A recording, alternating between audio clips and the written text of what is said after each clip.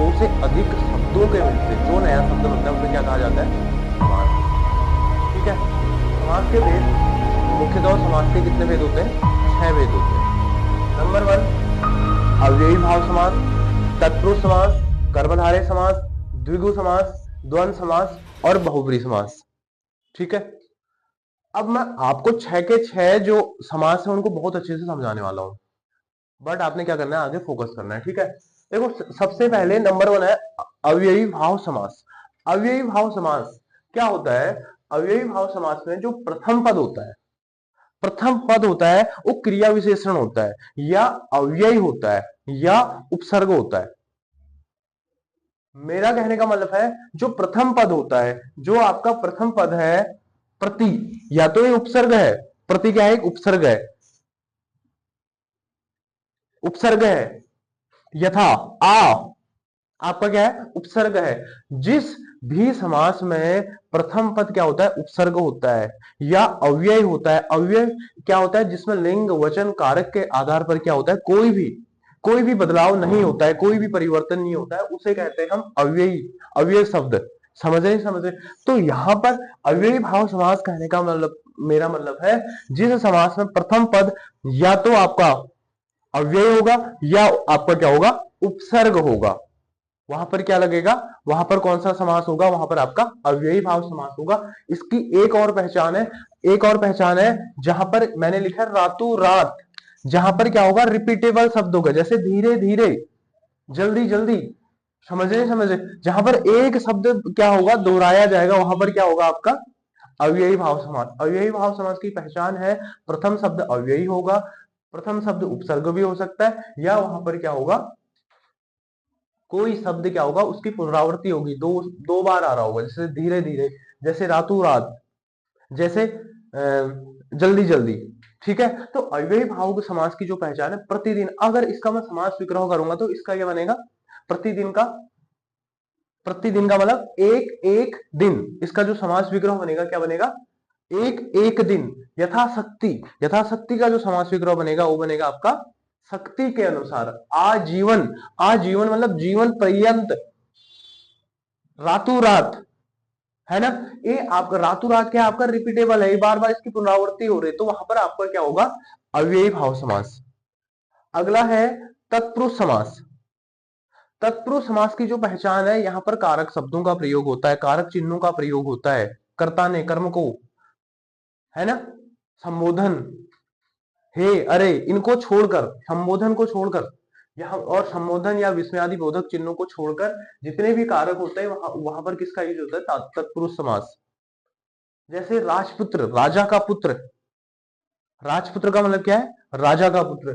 धर्म ग्रंथ, धर्म ग्रंथ बोले तो धर्म का ग्रंथ, यानी कि इनके बीच योजक चिन्ह, यानी कि इनके बीच, इनका जब समास विग्रह बनूंगा, राजा का पुत्र, राजा का पुत्र। धर्म ग्रंथ का बनेगा धर्म का ग्रंथ। यहां पर आपका कारक, कारकों का क्या होगा? प्रयोग होगा। अगला है कर्मधारय समास। कर्मधारय समास की बहुत अच्छी पहचान है। जो इसमें प्रथम पद होता है, जो इसमें प्रथम पद होता है वो क्या होता है? विशेषण। क्या होता है? विशेषण। और जो दूसरा पद होता है वो क्या होता है? विशेष्य।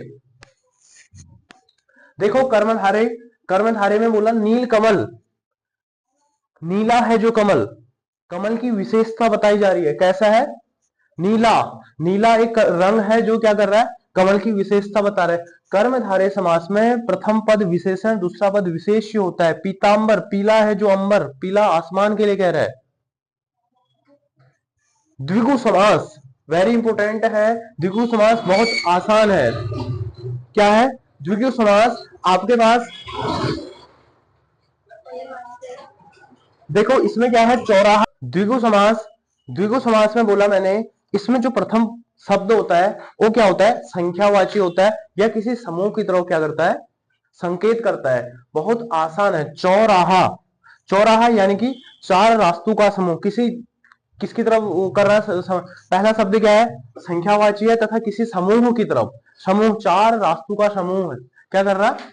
किसी समूह की तरफ क्या कर रहा? संकेत कर रहा है। पंचवटी, 5 वटों का समूह है, त्रिभुज, तीन भुजाओं का समूह। आपको क्या है, द्विगु समास, इसका जो प्रथम पद है संख्यावाची है तथा क्या है, किसी समूह की तरफ संकेत कर रहा है। द्वंद्व समास, द्वंद्व समास में दोनों पद क्या होते हैं, प्रधान होते हैं। माता पिता, दिन रात, दोनों पद प्रधान होते हैं। माता और पिता, जितनी प्रधानता प्रथम शब्द की है उतनी ही प्रधानता किसकी भी है, दूसरे पद की भी है, उत्तर पद की भी है। प्रथम पद और द्वितीय पद, दिन रात, प्रथम पद जितना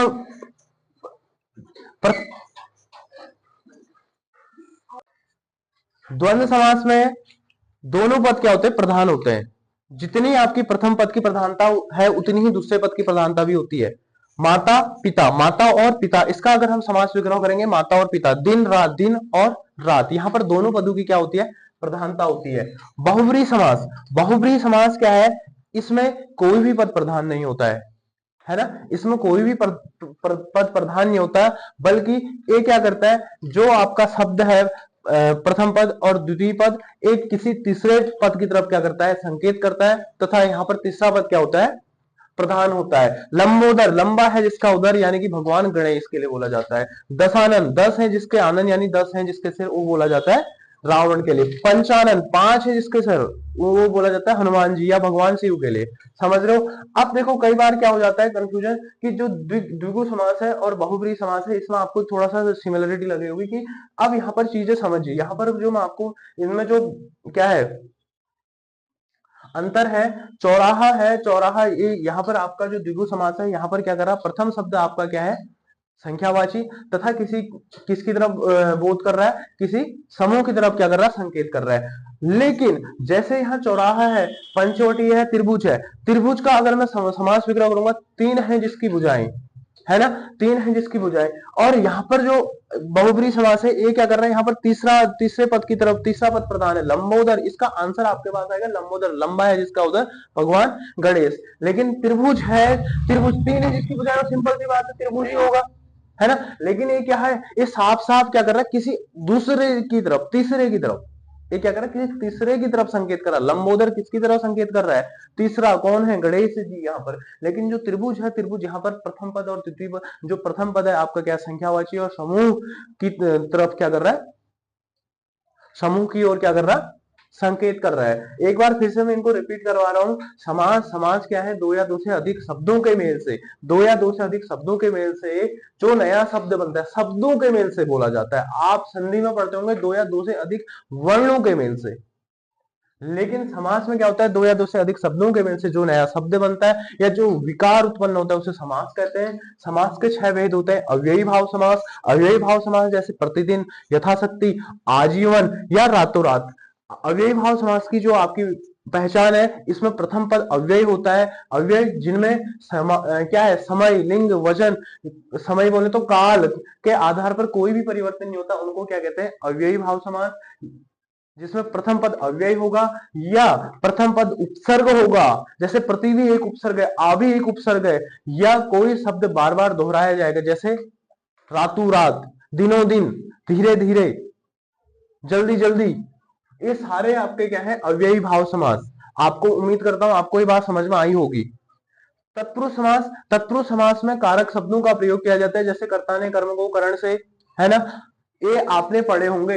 तो यहाँ पर आपका तत्पुरुष समास है, जो तत्पुरुष समास का क्या है, जो पहचान है, वो क्या होता है, यहाँ पर, वहां पर क्या होता है, यहाँ पर कारक शब्दों का प्रयोग किया जाता है, जैसे राजपुत्र, राजा का पुत्र, राज का पुत्र, राजा का पुत्र, धर्म ग्रंथ, धर्म का ग्रंथ। समझ रहे हो। कर्मधारय समास में 2 चीज पहचाननी है। प्रथम शब्द इसमें विशेषण होता है, दूसरा पद इसका विशेष्य होता है। प्रथम पद इसका विशेष्य होता है, प्रथम पद इसका विशेषण होता है, और द्वितीय पद इसका क्या होता है, विशेष्य। विशेषण यानी कि नीला है जो कमल, कमल की जो विशेषता बता रहा है। पीतांबर, पीला है जो अंबर, जो अंबर की, आसमान की जो विशेषता बता रहा है। कर्मधारय समास की पहचान है। द्विगु समास की पहचान है, इसका प्रथम शब्द, इसका प्रथम पद संज्ञावाची होता है तथा किसी समूह की तरफ क्या कराता है, संकेत कराता हो। द्वंद्व समास में, द्वंद्व समास में क्या होता है, दोनों पद प्रधान होते हैं, दोनों पद प्रधान होते हैं। माता पिता, माता और पिता, दिन रात, दिन और रात। बहुब्री समास, बहुब्री समास में क्या होता है, दोनों पद प्रधान न होकर किसी तीसरे पद की तरफ संकेत करते हो। उदाहरण के तौर पर है लंबोदर, लंबा है जिसका उदर, गणेश। दशानन, 10 है जिसके सिर, रावण। पंचानन, 5 है जिसके सिर, हनुमान जी या क्या, शिव जी। ठीक है, उम्मीद करता हूं आपको ये समझ में आई होगी। ठीक है, नोट करो आप, नोट हो गया।